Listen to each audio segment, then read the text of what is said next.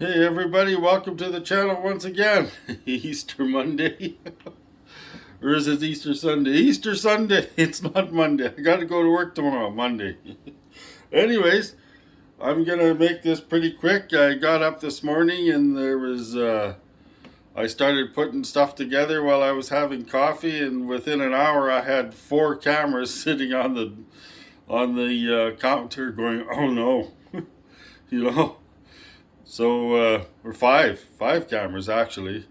So I hummed and hawed and decided which one I was going to go out with. And so finally I put the harness on and strapped 4 on and out I went.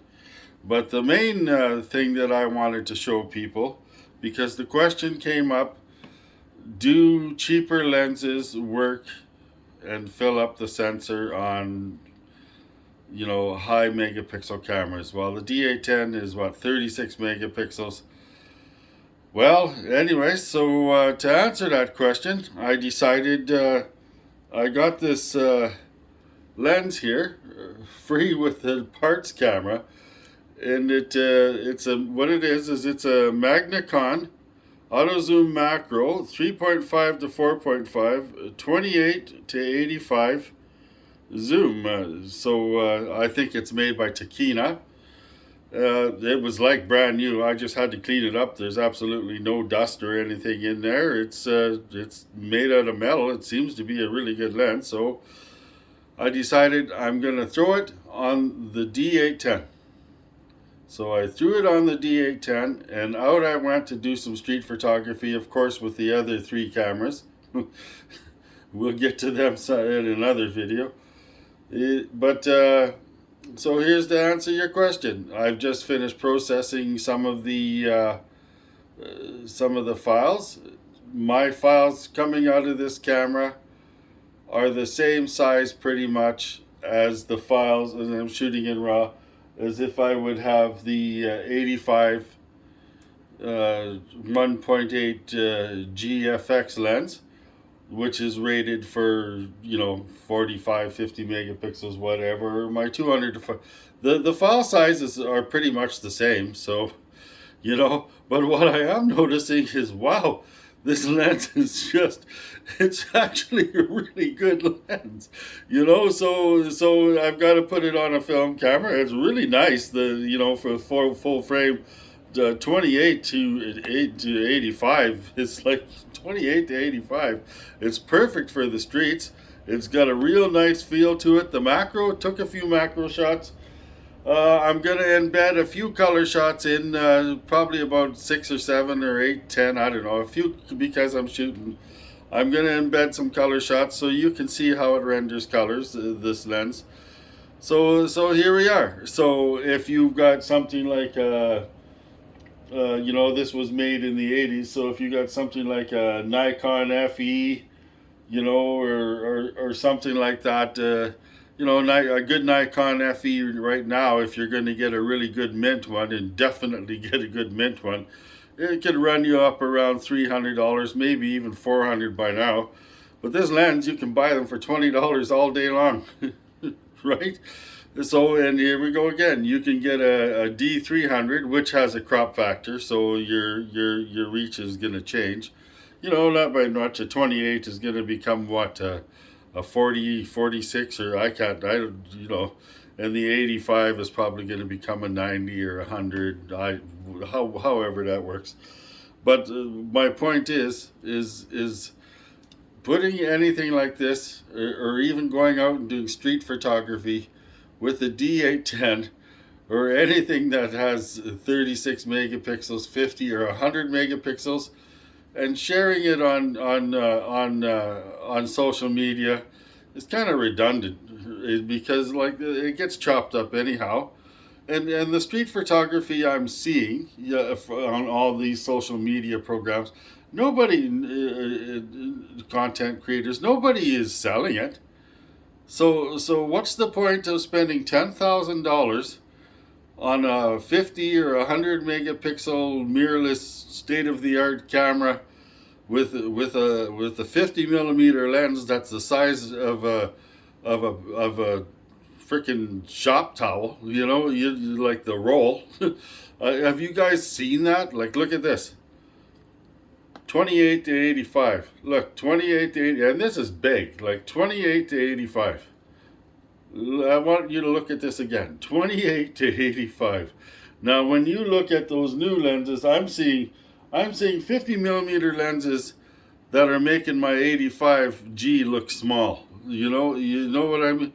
I don't understand that. I really don't. For street photography, you're just out banging off photos of the street. So basically, if for me personally, like, I'm not an influencer, so please don't take me as an influencer, but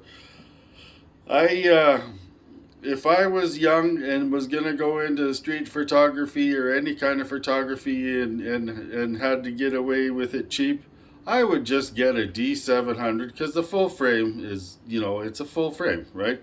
A D700 and a lens like this, or an equivalent good, decent AFS Nikon lens, which that would run you about 200, but a D700, really good D700, what?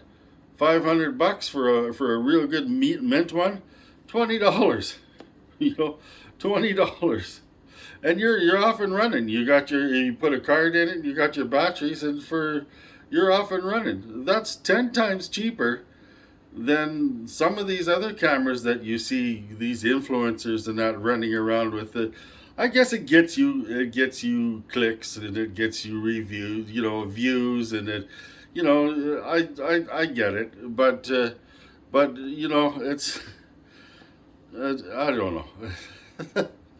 It's just my view that I'm sharing with you. If you want to go out and spend $15,000 to go running around on the street and showing people, then be my guest, right? It's free world. So anyways, so yeah, that's what I wanted to tell you. So that's kind of cool. And here's the answers to your questions. You can use these lenses on the D810. You're going to get good, still good quality photos. There might be a little bit something missing, because let's face it, $19.80 and $20. But when you see this, I'm actually quite impressed. I can't wait to throw this on a film camera. So you can, but the point is, why would you want 36 megapixels to go out and shoot street photography? If you look back at all the masters that used film back in the day, and that they didn't shoot, they ran around with film cameras with film in it, and the old lenses. If you watch some of there's quite a few channels coming up now that are just showing all the photos of the old masters. I think there's one, Joel Ulysses, or I can't remember, and I'm not going to put a link, but if you go search, you'll see that he has probably 100 and some videos of there's just music in the people's videos, and it pretty much gives a bio of the person in writing, and then shows all the photos, and there's your street photography. And so, street photography. So here we go. High megapixel street photography, low budget lens. Like, subscribe, click the bell. See you guys later. I got 3 more videos coming in the can from the other cameras I shot, so we'll keep on putting them up daily, hopefully. Take care, everybody. Hope you all had a good weekend. Let's get on with it.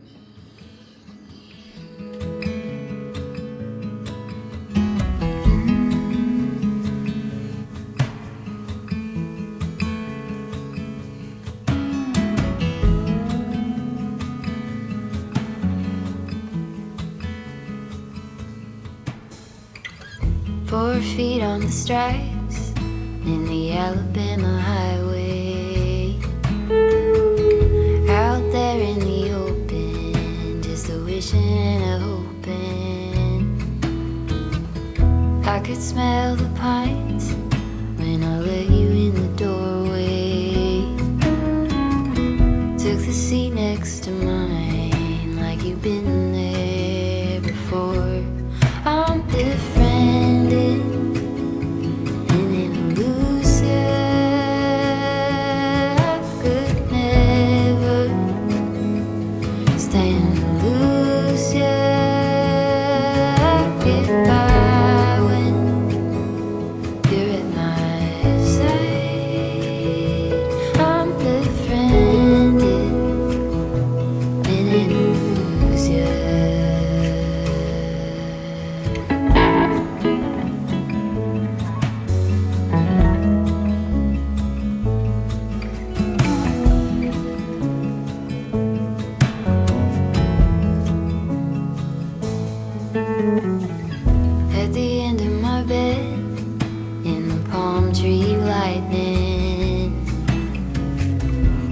was nothing you did.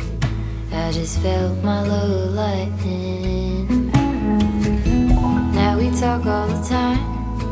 It's a little one-sided.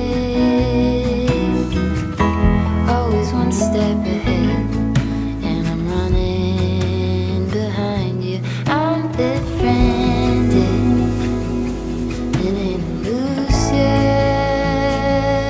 I could never stand to lose you. I get by when you're at my side. I'm befriended in an